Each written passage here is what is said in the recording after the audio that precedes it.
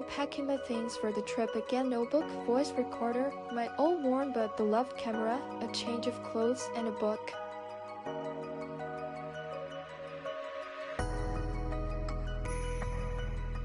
In the kitchen, my wife is nervously clattering the dishes as she prepares snacks for me to take along, and from there comes not only the smell of sandwiches but also a hint of annoyance. "You just got back last week. Why again?" she shouts from the kitchen, annoyed.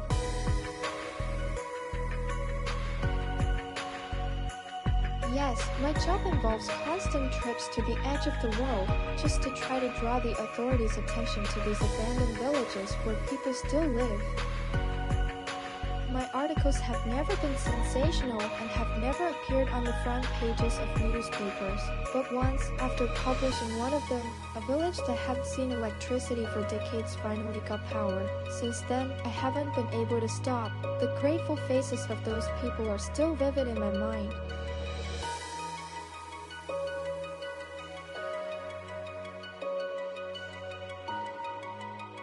"What happened in that village that you have to go again?" she asked with her trophy, entering the room. "People there have no proper roads, supplies come only once a month, the ambulance can't reach them, and now with frequent blizzards, part of the village is without electricity and gas, and there are children living there. If we don't draw attention, this will continue for decades." "Imagine how many lives could be lost," I said.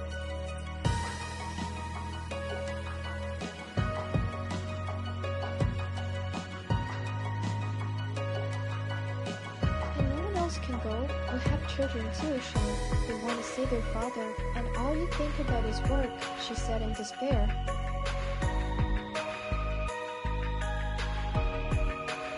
"I promise, as soon as I return, we will go on vacation. 2 weeks, not a single word about work," I said, hugging her. What am I supposed to tell the kids when they wake up?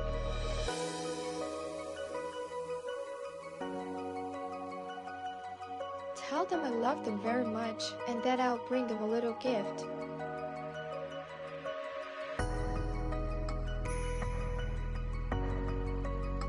"When will you finally start thinking about us first?" she asked, offended.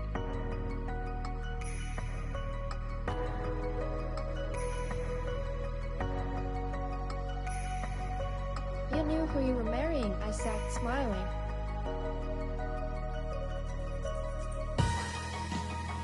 "Yes, I knew, but back then I believed that one day you'd stop," she replied quietly. "I love you all, kissed the kids, goodbye," I said, and left the apartment. "And we," she murmured at last, closing the door.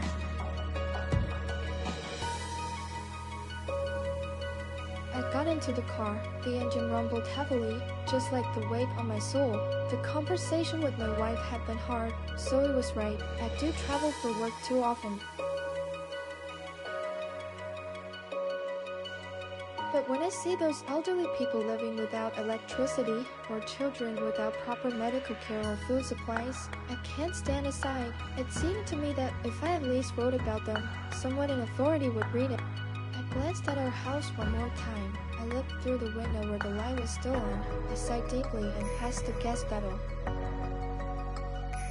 "Oh, I'll get this done quickly and be home," I muttered to myself. But once I left the city limits, I realized the road would be long. Everything around was mercilessly swept by snow. Almost nothing was visible on the horizon, so I had to drive slowly. Turned the headlights to full, but they helped little. The snow fell so thickly that only a small patch of the road was visible. The car swayed slightly on the turns. I turned on the radio to relax a bit. But after a few kilometers, the signal completely disappeared, and gradually the radio stopped working too. At first, only static and crackling came from the speakers, with fragments of a song barely recognizable, and then just the noise of the airwaves until the radio went silent. Luckily, I found a flash drive with music in the glove compartment.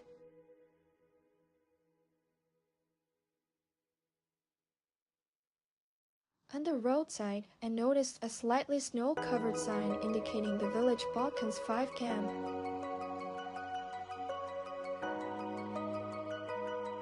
The sun slowly rose above the horizon, and its first rays cut through the sky, touching the snow-covered road. I could already make out the silhouettes of partially ruined houses standing along the roadside, although calling it a road was an exaggeration, more like the remnants of it, with potholes and pieces of asphalt that had once been there. The car bounced slowly over the uneven surface, and I tried to keep control so I wouldn't skid into the ditch. I drove through the village, observing the houses. Some were completely abandoned, windows and doors boarded up, roofs collapsed under the weight of the snow. Fences leaning, and some houses didn't even have a fence at all.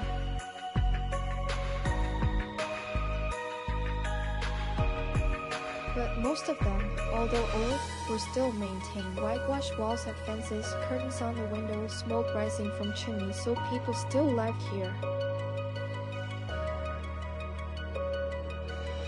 In one of the yards on the edge of the village, I noticed an old dog tied to a chain and a sled covered in snow, leaning against a tree. For some reason, this house drew my attention the most. A sled? That means there are kids here. Great, I muttered to myself. Yes, children attract the most attention and sympathy. They were what I could focus on, so I decided to head for this house. I turned off the car and got out. The air outside was freezing, biting at my nose and almost burning my face. Approaching the fence, I noticed two children, about 5 and 8 years old. Good day, I called out as I approached the fence. Good day, who are you? Replied the older child. I'm a journalist, Sean, and what's your name? I asked. I'm Corey, and this is my little sister, Terry. Is there an adult at home? I inquired. Yes, there's Grandpa. Could you please call him? Grandpa, a journalist named Sean is here. He's calling you. She shouted across the yard and ran toward the house. A few minutes later, an elderly but very dignified-looking man appeared from behind the house. He walked steadily but slowly toward me. Greetings. What brings you to our village? He asked with curiosity. I'm Sean, a journalist from the city. I came to write an article about your village to draw the authorities' attention to your situation, I explained, extending my hand. I'm Otto Atkins, a native of this village. Pleased to meet you, he said, shaking my hand in return. Very nice to meet you. Please, come in. You must be tired from the journey, he said, opening the gate for me. Honestly, very. The road was difficult, and the night blizzard made driving hard. We'll get you some hot tea right away. I'd really appreciate that, I replied. Come inside, he said, letting me into the house. We entered the house. I immediately noticed that it was clean, though it was clear that people lived modestly. The air was warm and smelled of freshly baked bread. The rooms had white walls adorned with icons, and striped rugs lay on the floor. By the window stood a table covered with a linen tablecloth. The last time I saw one like this was at my grandmother's house in the village when I was a child. Lace curtains hung on the windows, letting in the winter sunlight. I walked slowly through the room. The wooden floor creaked lightly under my feet. In the corner stood a stove, with a bundle of firewood nearby. The house seemed old, yet very tidy. I could feel care and love living here. Every detail reminded me that the warmth of human hands and family comfort still existed here, a feeling that is hard to find in a big city. Otto suggested I sit at the table. I took a wooden chair near the window and leaned against the wall. I felt a little confused, as I hadn't expected such hospitality. Usually, I conducted my reporting in the yard or by my car. In this village, everything felt different. Otto placed 2 ceramic cups of fragrant linen tea on the table. Steam rose and filled the room with its aroma. A A few minutes later, he brought out freshly baked, hot, aromatic homemade bread straight from the oven. "Help yourselves, we offer what we have," he said, sitting down in a chair beside me. "Thank you very much," I replied. "We dry the tea ourselves for the winter. Here's the bread, fresh from the oven. I'll also bring some jam." "Which kind do you like?" he asked, rising abruptly from the chair. "No, thank you. This is more than enough," I said gratefully. "Then it will be raspberry," he said, leaving the room. I took a sip of the tea. I hadn't felt this good in a long time. In this home, time seemed to stop. The last time I felt this way was in childhood, when my grandmother was still alive. A few minutes later, Otto returned with a small jar of jam and 2 spoons. "Here you go," he said, handing me a spoon. "Thank you. I feel really awkward. I have nothing to offer you in return." "You don't need to offer anything. I do this from the heart." I took a small piece of bread. The crust was still warm, and the inside was soft and fluffy, steaming gently. I spread some raspberry jam on it and immediately tasted it. The flavor was unreal. I would even say divine. Words could not describe it.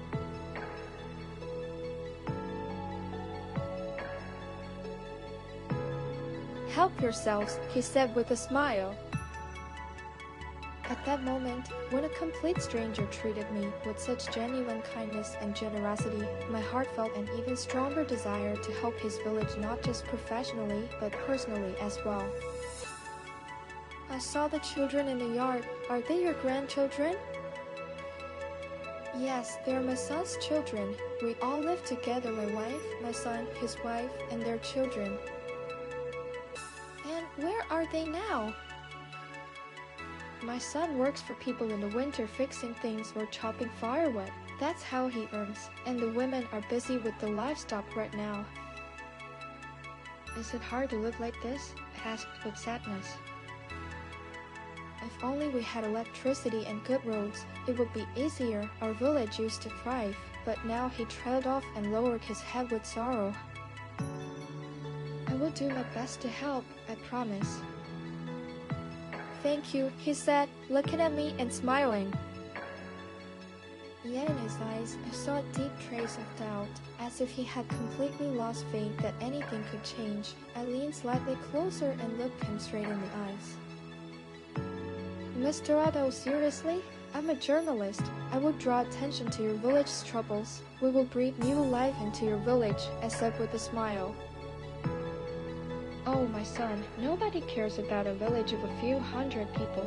No one is interested, he replied. Could you help me interview some of the local residents? The more stories we gather, the better. What exactly are you interested in? We need stories from elderly people and families with children. That's the best way to draw attention.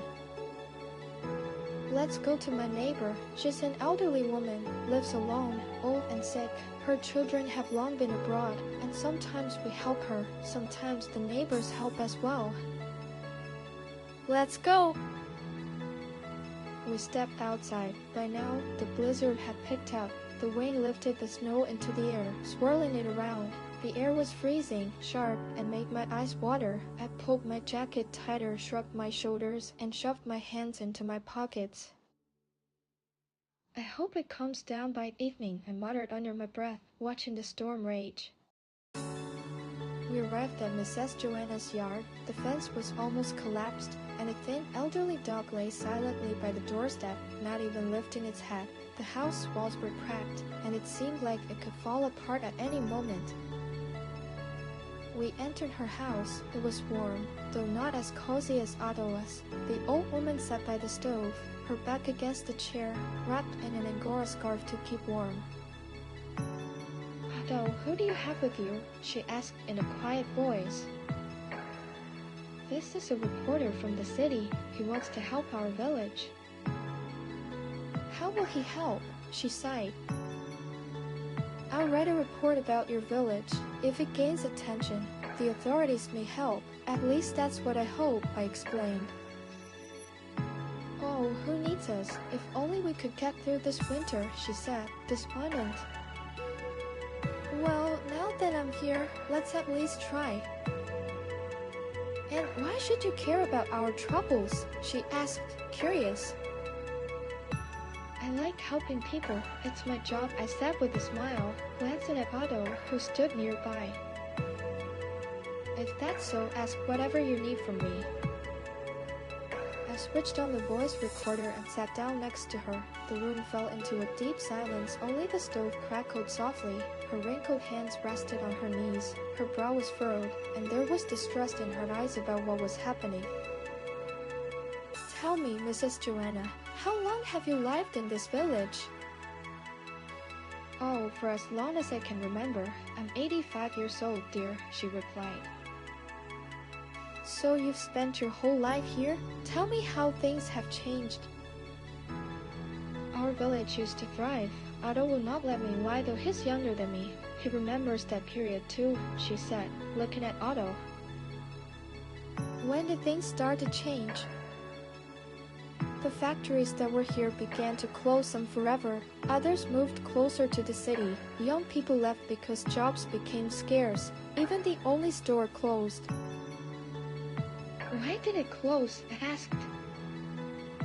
They stopped repairing the roads, they said. There's no budget allocation. At first we tried to fix things ourselves, and then we simply couldn't keep up, he said, interrupting Joanna.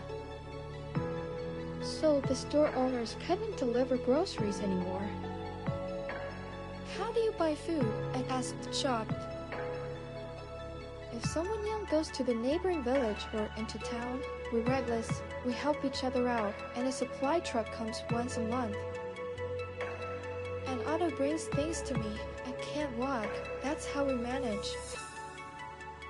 Usually, when I record interviews, I try to keep a distance so I don't take people's words too close to heart, but not today. I felt this report would be different. I suddenly realized what I'd always been hunting for, some sensational angle. I probed for what would make a story sell, what would make people listen. But here it was different. In Balkans, people were incredibly kind. Their mutual support was striking. They had united simply to survive. We talked for a long time. The hours dissolved between the stove's crackle and Otto and Joanna's memories of the village, of the people who once filled these streets with laughter and work, of the spring fairs the village used to hold. All of that remained only in the memories of these elderly people. Several times I glanced toward the window outside. It had grown darker and darker. At last I dared to interrupt their recollections because I needed to return to the city. The road was long, especially in such weather.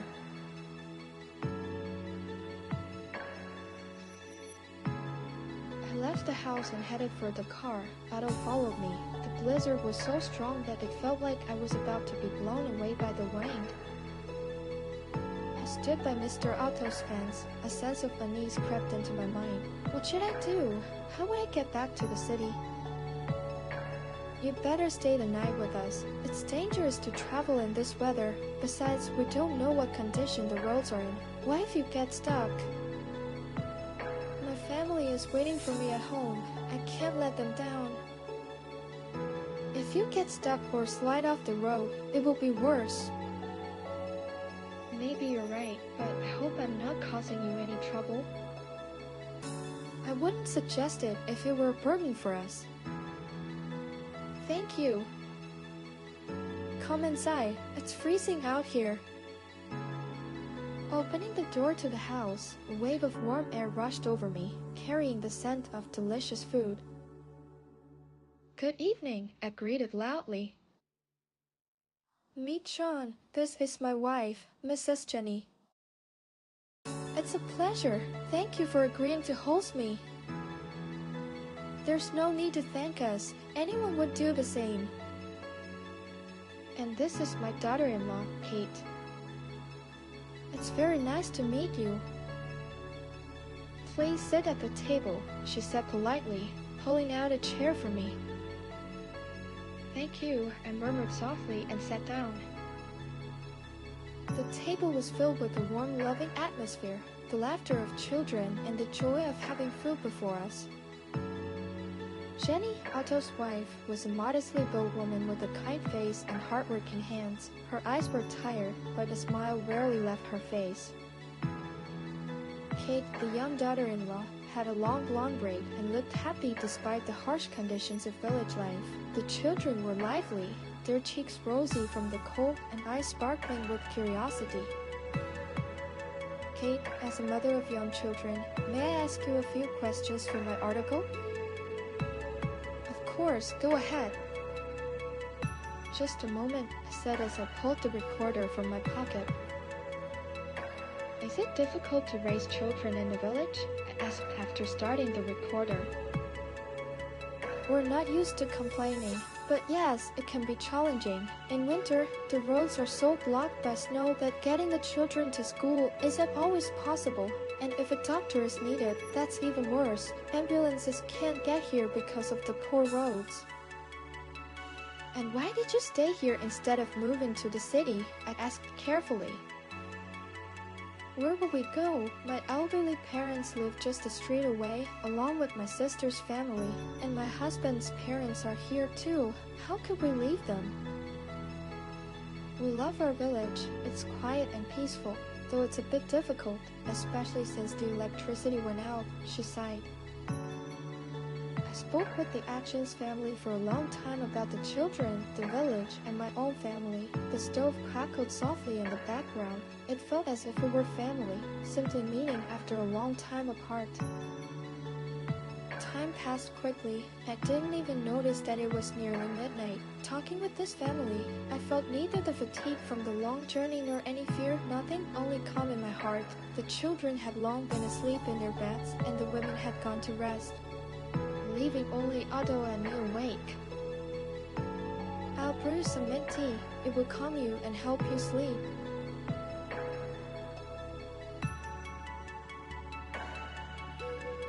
I looked out the window. The blizzard had already subsided in the yard, leaving no trace behind, and large snowflakes were slowly falling from the sky. The only light on the street came from the starry sky and the moon. I took my tea and quietly stepped out into the yard. The air was cool but still. On the other side of the house stood an old wooden bench. I brushed the snow off it with my sleeve and sat down, placing my cup of tea beside me. From this bench, an incredible view of this long-lost village opened up for me. Before my eyes was a snow-covered hill illuminated by the moon. Here and there stood trees and bushes dusted with snow. The beauty was incredible. Strangely, in this silence, looking into the distance, I felt peace, the same peace I had long missed in the city. There, among endless duties, calls, and noise, I had long forgotten what it was like to simply sit, remain silent, and admire the scenery. Following me, Mr. Otto came out with his cup of tea. "Do you mind if I join you?" he asked. "Of course not." "How do you like it here?" "I haven't felt this good in a long time." "That makes me happy," he smiled. "Thank you for helping me." "Do you think our village has any chance?" "I believe it has a huge chance. We will succeed." "I'm not thinking about myself anymore. I worry about the children. I just want them to live better," he sighed. We sat and talked, admiring the beauty of the snow-covered village. Suddenly, I noticed a house lighting up on the hill. "Who lives there, so far away?" "Where?" he asked in surprise, taking a sip of tea. "There, on the hill," I said, pointing in that direction. "Oh, you mean that one," he sighed. "Why do you sigh so heavily?" "How can I explain it?" he said slowly. Otto paused for a long moment as if trying to find the right words to explain something that not everyone could understand. He frowned and slowly ran his hand over his gray beard. He looked slightly nervous and thoughtful. It made me uneasy. "Tell me straight, Otto." "Straight," he murmured thoughtfully. "That house doesn't exist." "What do you mean?" "I'm looking right at it. In fact, if you look closely, you can even see someone walking there." No, Sean, I was just a child when that house already didn't exist, he whispered. Alright, then what are we seeing now? I asked thoughtfully. My parents told me the story of this house. It lights up every night at midnight. If you see it then, it's almost 12 p.m. I checked my watch, it really was 11:55 p.m.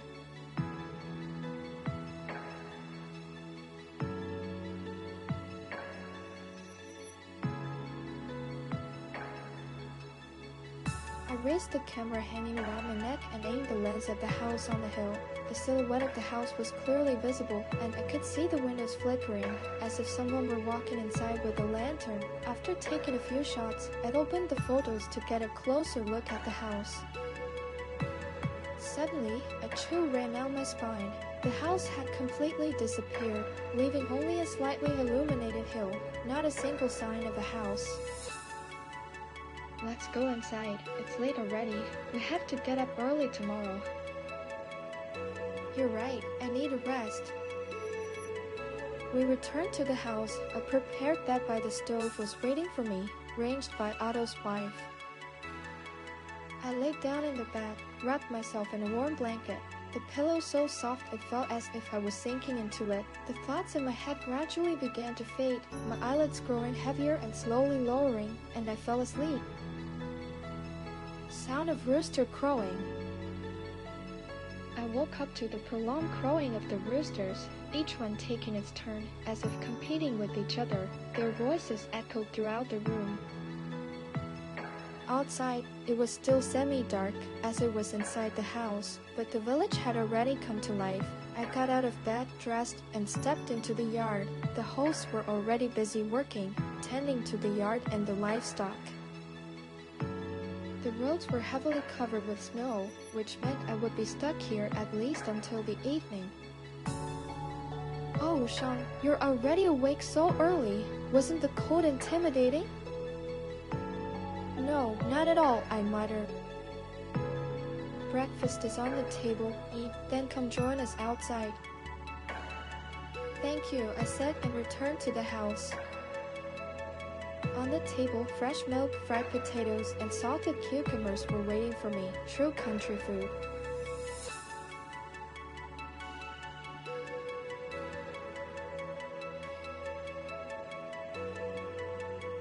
I ate quickly and went out into the yard to Mr. Otto.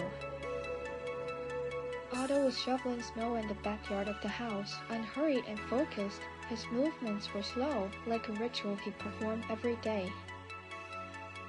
I slowly approached, sliding my hands into my jacket pockets as they had begun to get a little cold. I stopped next to him. Do you want some help, Otto? I asked. No, thank you. What would I do all day then? I'll go slowly, and the day will pass, he said with a smile.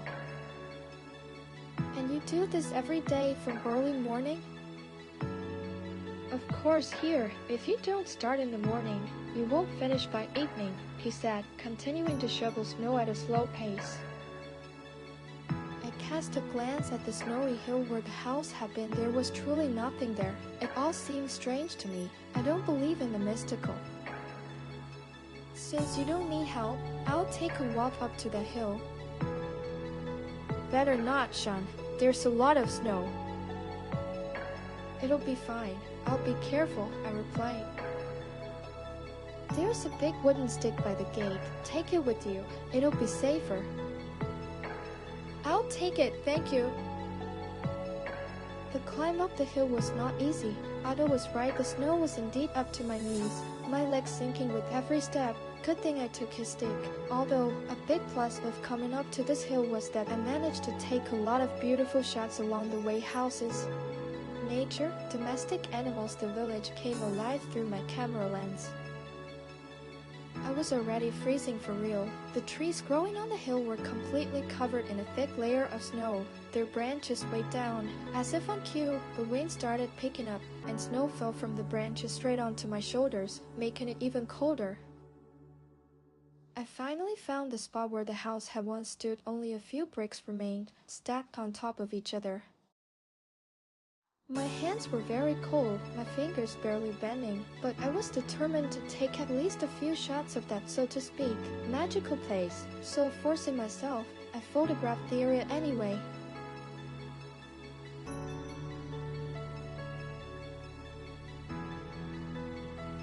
It was much easier to come down the hill than to go up it. I carefully stepped down the snow-covered slope, leaning on my stick.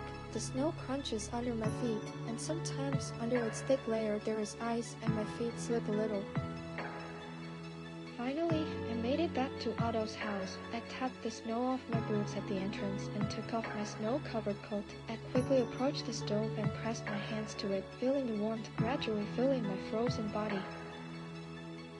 My hands, which just 5 minutes ago couldn't even bend from the cold, were now slowly starting to move. My cheeks were burning, my nose turned bright red, and a pulse started thumping in my temples. Unpleasant but a good sign. It meant my body was coming back to life after the test of the cold.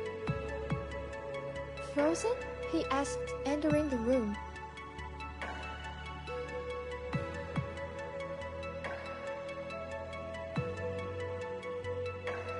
"And I told you not to go anywhere," he said sternly.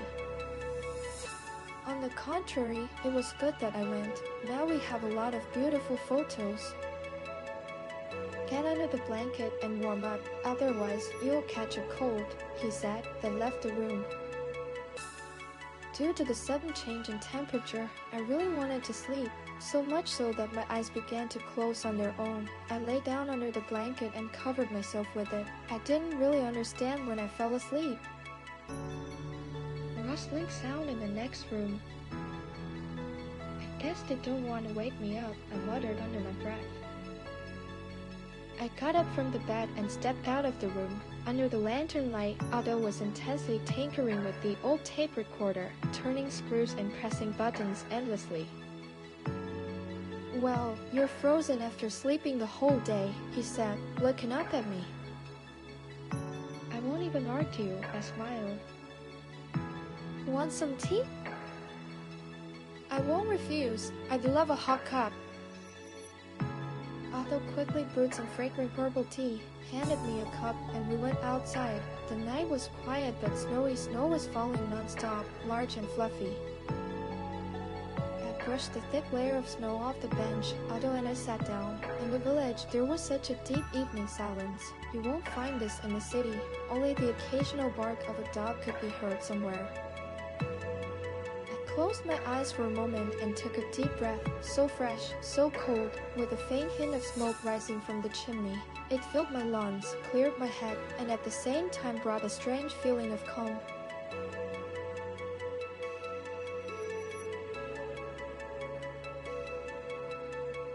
"Yes, even silence here has its own taste," he added. "I can't get the house out of my mind." "Why? Do you know its story? Please tell me." "It's customary to remain silent about it here. No one tells the truth, unfortunately. I only know that it used to be an orphanage." "Did people die there?" I sighed. "And who will really tell the truth? That's it. I'm going to sleep. Tomorrow will be another hard day. Look at all the snow that fell. Work again for the whole day," he said, rising from the bench and letting out a heavy sigh. "I'll stay a little longer. I'm not ready to sleep yet. Good night to you," I said, watching him leave. I sat for a while longer, finishing my now cold, almost icy tea. From time to time, I glanced at my watch, whose hand seemed deliberately to move very slowly. The house lingered in my mind, refusing to let me be at ease. Every photo I take is empty. I replayed it over and over in my head, trying to find even a slight logical explanation for this phenomenon. It seemed as if someone didn't want me to discover the truth.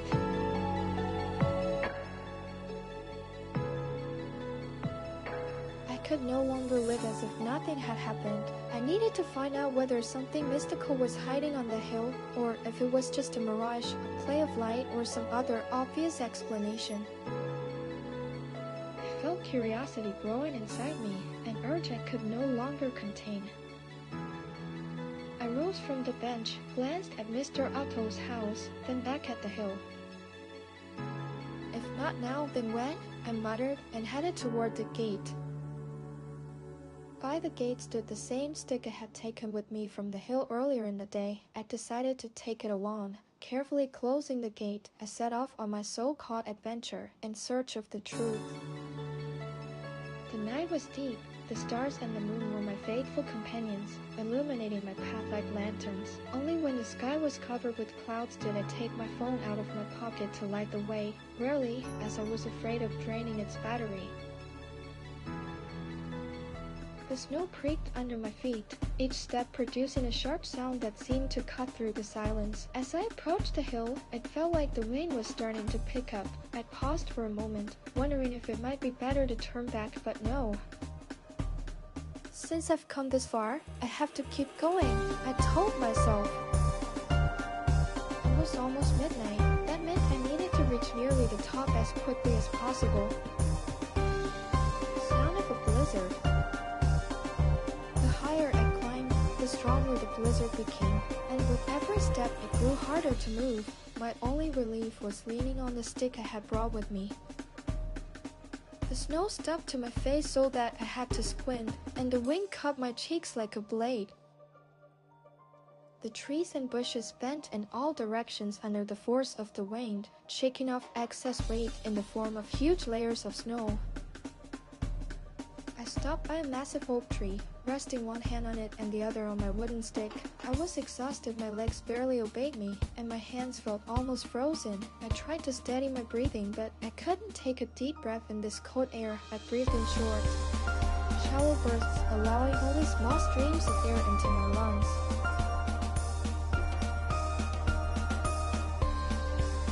The choice was gone. I had to keep moving. Only a few meters left, and I would finally reach my goal. If I just push through a little more, I'll make it. For a moment, it seemed like the wind was calming down, but I wasn't sure. Maybe it was only my imagination, or perhaps I simply wanted to believe it with all my heart.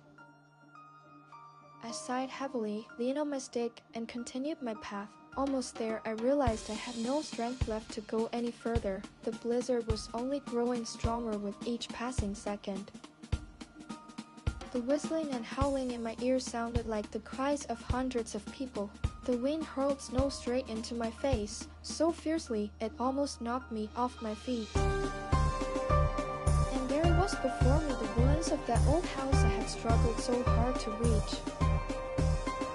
Finally, I made it, I muttered with relief, forgetting for a moment the unbearable cold that had consumed my whole body. I took a few more steps toward the bricks peeking out from under the thick snow, and suddenly, my right leg gave way and sank into the ground. Ah, it hurts, I shouted, collapsing to my knees in the snow. That's when I realized I had never been in such trouble before. I tried with all my strength to pull my leg free, but nothing worked. Panicking, I began searching my jacket pocket for my phone, but of course, in my frantic state, I couldn't find it. Damn it! Damn it! Damn it! I screamed, desperately trying to pull myself out of the hole. The clock read 12:36 p.m. If I didn't get out before morning, I would surely freeze to death. Maybe, if I were lucky, they'd at least find my body someday. The thought of dying here only fueled my panic, driving me closer to madness. My leg throbbed with sharp pain, probably a sprain, or worse. No matter how I tried, I couldn't pull it out on my own. Well done, Sean. You've really done it this time, I muttered through clenched teeth, tugging at my leg. My pants were soaked through. The cold gnawed at my bones, and an overwhelming drowsiness crept over me. But from the survival training we had in college, I remembered one thing clearly: you must never fall asleep. I fought to stay awake in every way I could. I even started singing, though I usually hated it. Then, out of the corner of my eye, I noticed the warm flash of light behind me. I carefully turned my head, though even that small movement felt almost impossible. Right before my eyes, on a spot where, apart from the remnants of old bricks poking through a layer of snow, there was absolutely nothing. A real house appeared, so real, as if it had been standing there all along. The wind whistles above my head, swirling the snow in every direction. I squint to try to make out what's happening in the windows, but I see nothing except a huge column of snow spinning before my eyes. I can't get to my feet, and sitting is becoming increasingly difficult. I tried to reach for my camera, but it flew too far away when I fell, and I don't notice the wooden stick nearby either. This house looks so real that I can't believe that just a few minutes ago, there was absolutely nothing here, just a few old bricks, and now, right before my eyes, a full-fledged house has appeared. Trying any way I can to reach it, to touch it, to check with my own eyes and senses that it's real and not just a mirage, but my leg won't obey, and with every attempt to stretch it, the pain grows stronger and stronger. I finally fumbled for my phone, which was in my pocket, now with the shattered screen where nothing is visible, meaning I can't call for help, and what's more, I don't even know what time it is. But if all those words are to be believed that the house only appears around midnight, then it must be roughly that time now.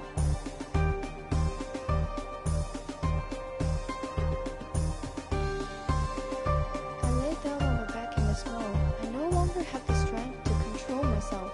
My leg hurts so much that it seems to radiate all the way to my back. I try not to close my eyes so I don't fall asleep, even though I feel my eyelids getting heavier with every passing second. Eyes opening. I slowly opened my eyes. Somewhere in the background, I could hear the faint murmur of children. Turning my head to the side, I realized that I was inside a house. Outside the window, the night was deep and dark. In the corner by the window, a fireplace was burning. Logs crackling within, and the flickering silhouettes of the flames danced on the surrounding walls like a performance. I shifted my gaze down to my legs. I was covered with a brightly colored plaid blanket. The sensation felt strange. Just before I closed my eyes, my clothes had been soaked through, and the cold had pierced right to the bone. Now, however, they were dry, and I felt surprisingly warm, which meant I hadn't been here for just a few minutes.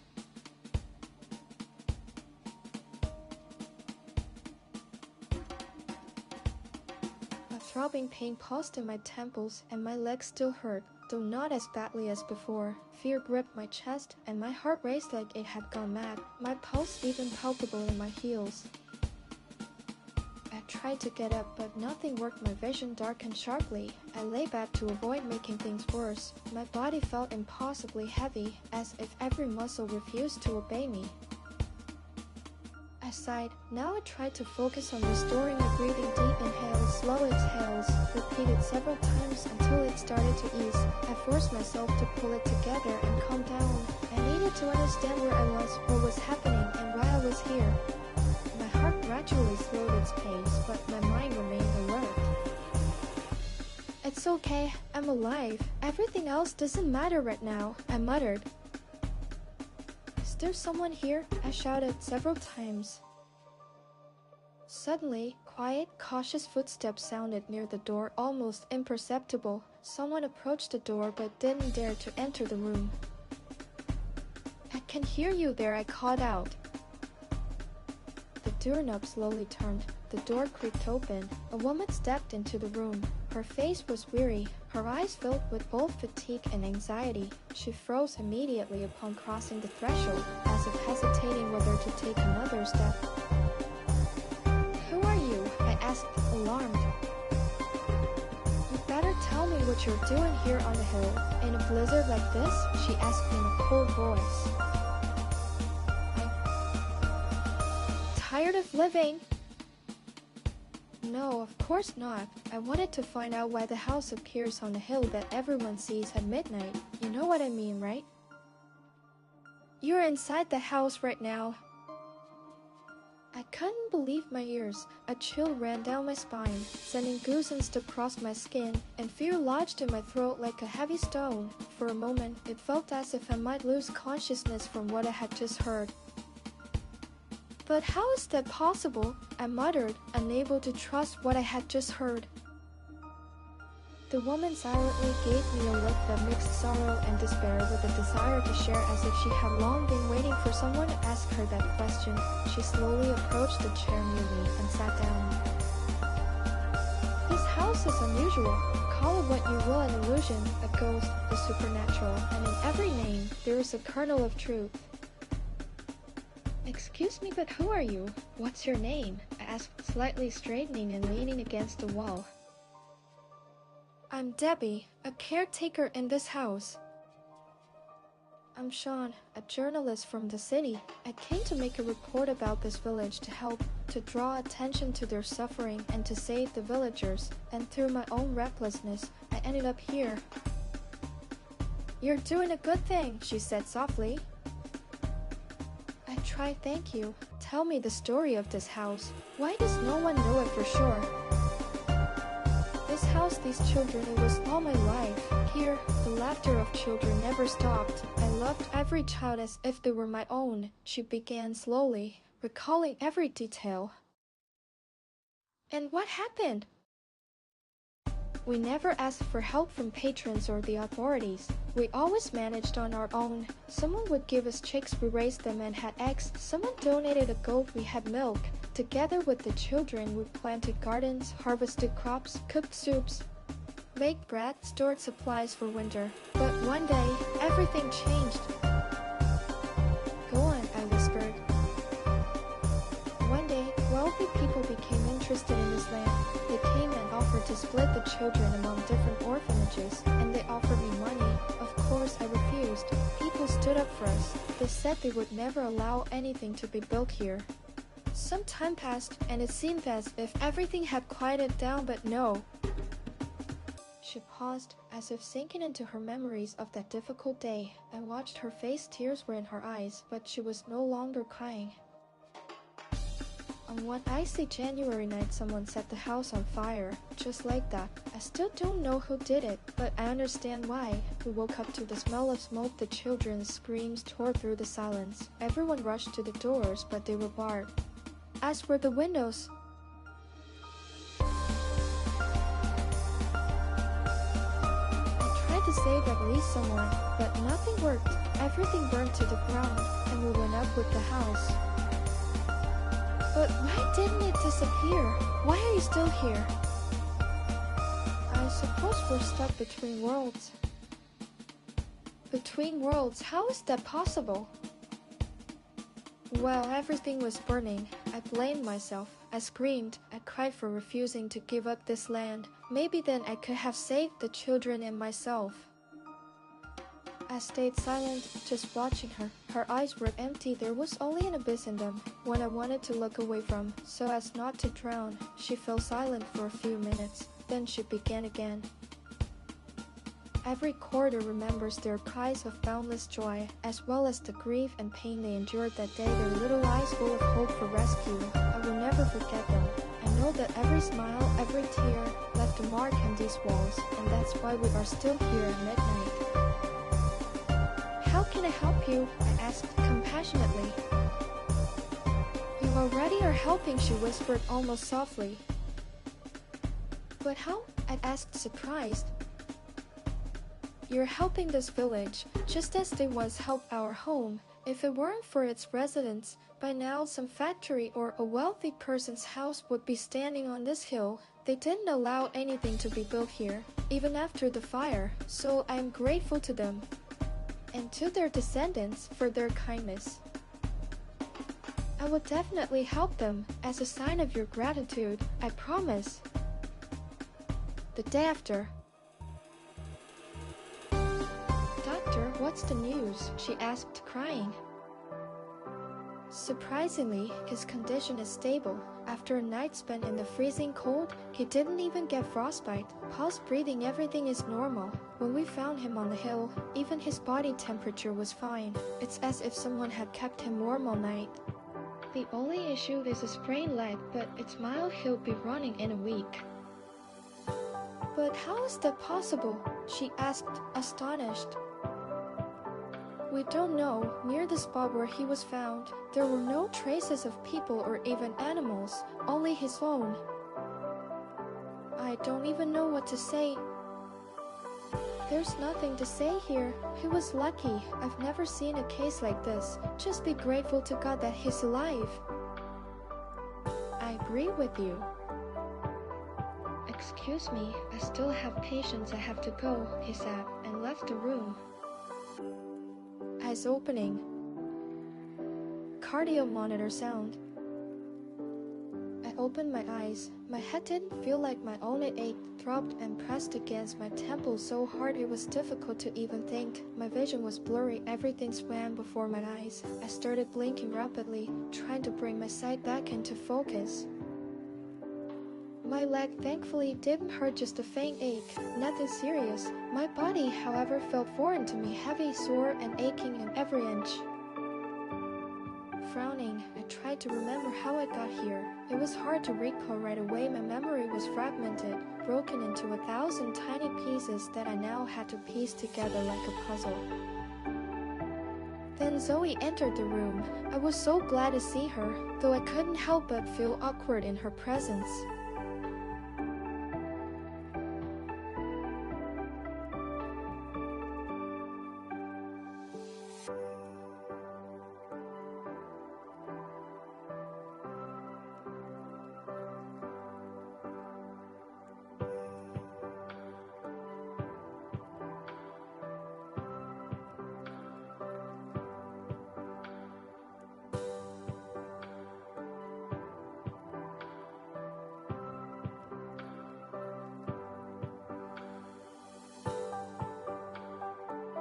What are you talking about? She said, sitting beside me. That my vacation is cancelled again, I muttered with a smile. Sean, you almost died, and here you are, talking about some vacation, she said, taking my hand. I can't really remember what happened. The doctor said that a local resident you stayed with reported you. They got worried when you didn't return and called the police and ambulance to search for you. Although his family took me in, they're such kind people, I said with a sigh. Thanks to their compassion, you're talking to me now. Yes, now I definitely have to help them, I said resolutely. What do you have to do? Finish what I started, the reason I went there in the first place. Can I help you somehow? I think so. Tell me, what do I need to do? Is your friend still working at the archives? I asked with curiosity. Yes, why? You need to find data about the orphanage that used to be in the village of Balkans. Alright, but why do you need it? She asked, intrigued. I'll tell you everything later, okay? Okay, anything else? My camera and recorder were with me. Can you bring them? I'll ask the doctor where they are. Thank you. I lay on the hospital bed. The monitor I was connected to monotonously beeped its beep beep beep. In my mind, everything was tangled. I thought about the village, about the promise I made to help, and even more, I thought about the promise I made to Debbie to help the village recover again. I felt that I had to do it, not just as a journalist, but as a person who remained alive thanks to those who were long gone, and thanks to those with good hearts. I turned my gaze to the window. The sky was gray, and the heavy swirling snow still hadn't stopped. Winter continued to show its character. A few days later. Recovering at home is far better than in a hospital room. I stretched out on the bed and covered myself with a warm blanket. The comfort of home walls heals faster than any hospital. The only drawback is that I broke my camera. Although we managed to recover all the data, I still feel a bit sad that it's broken. I had grown so used to taking photos with it, and I've been through so much with it.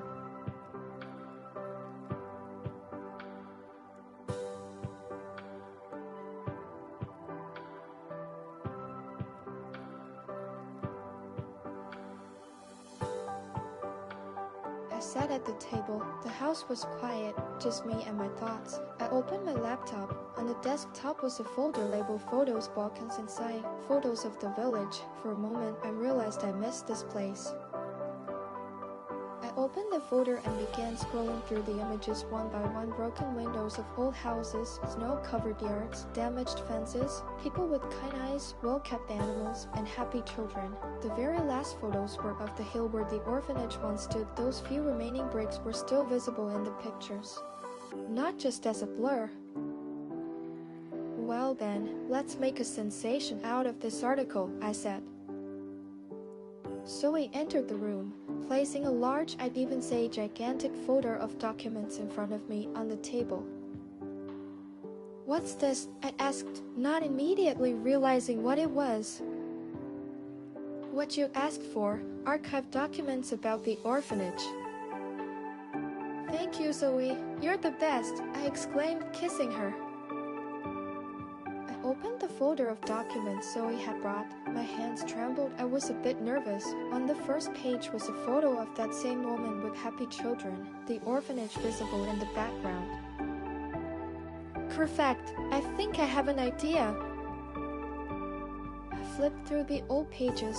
They'd been there so long it felt as if they might crumble in my hands. With each document I read old reports, inspection records, and testimonies from mysterious, obscure individuals. It all became clear. This village had been abandoned once before. When the orphanage was burned, no one had heard the children's cries, and no one had been held responsible for what happened. Everything was covered up. They forgot about Balkans then, and now they were forgetting it again. I felt resolve growing in my heart. I moved the laptop closer to me, opened a blank document, and the cursor blinked, as if waiting to hear what I was ready to tell. "Alright, well, let's begin," I said, and started typing word by word. In bold, capital letters, I wrote the headline of my report. "Balkans, the story of a village abandoned twice." The village of Balkans, a place that once thrived. People believed in tomorrow, worked, built, dreamed. It was a place full of life, and now silence. Authorities have forgotten this village, but the people don't give up. They don't stop. The words poured from the depths of my soul. I wrote without stopping, adding photos, excerpts from my dialogues with people who have lost hope that anyone would hear them would no longer expect help. We help each other ourselves. It's hard, but we must hold on. I decided to remind readers how, many years ago, this village had already been forgotten. I exhaled, caught my breath, and continued. The village of Balkans was already forgotten decades ago, and back then, that neglect cost too much.